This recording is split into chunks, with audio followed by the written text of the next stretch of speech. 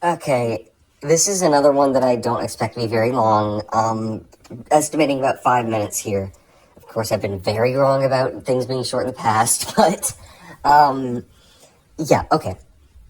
Um, I, okay, I'm just gonna name a few music artists right off the bat that I like. Um, just kind of get this part out of the way so I don't have to yap later. I'm gonna try not to yap here, but I'm a yapper, so yeah. Um, First of all, underscores.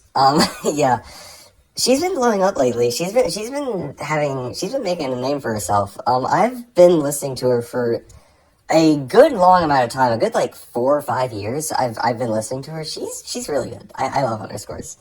Um, yeah. Just yeah. I love her. She's really good. Then there's Six Impala. Six Impala is a very, very small band. Um, April underscores is actually a member. Um, that's how I discovered Six Impala mainly. I mainly just got one of their songs my YouTube recommended out of nowhere, and then the reason that I started caring about their other stuff is because I realized that April was a member. So, so yeah, it's these four music artists. Used to be six, then one of them left. Then they added like a virtual cartoon character as a sixth member. And then another one of their original members was exposed as a pedophile. And it's been the five members since, but technically four because one of them isn't a real person. So yeah, it's basically just they started out as just a small little like collective thing because they were fed up with music labels. Um, and then it turned into a proper band whenever they released their first album in 2019. And yeah, they've just kind of been their own little thing since. They still put out all their solo work and stuff. They originally all did electronic stuff. Now, of course, April does like more traditional pop music, and Kat, another one of the members, does metal, which I really like.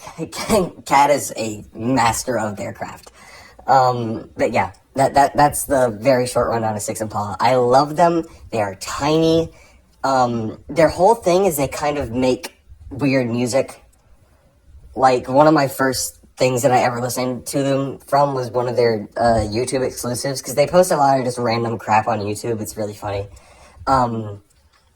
And it was freaking top 15 strangest animals. They sampled I don't remember the exact number, I know it wasn't 15, I think it was 14. They sampled like a top 14 strangest animals video, sped it up, made it really low quality, and then put like a beat underneath it. That, that's the whole song.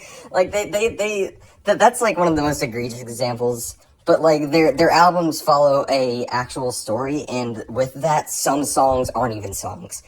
So yeah, I would go into that with a lot of caution. Then MDK. You probably know MDK either from Finger Dash and Geometry Dash, or Press Start, Dan TDM's old 2016 intro song. I discovered him like ages ago.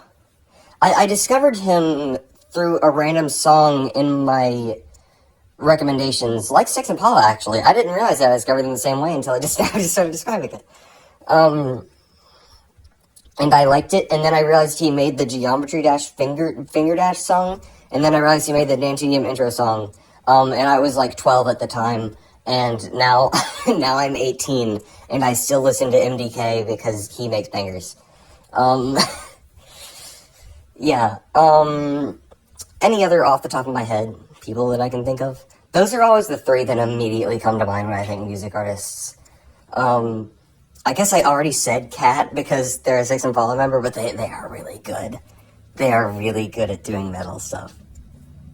Um, yeah, okay. I know it's only three, technically four, but I'm just gonna leave it at that, because if I do sit here and think about them, then I'll think about like 20 more, and then this video will go on forever. So I'm just gonna leave it at that. Either way, music is my escape.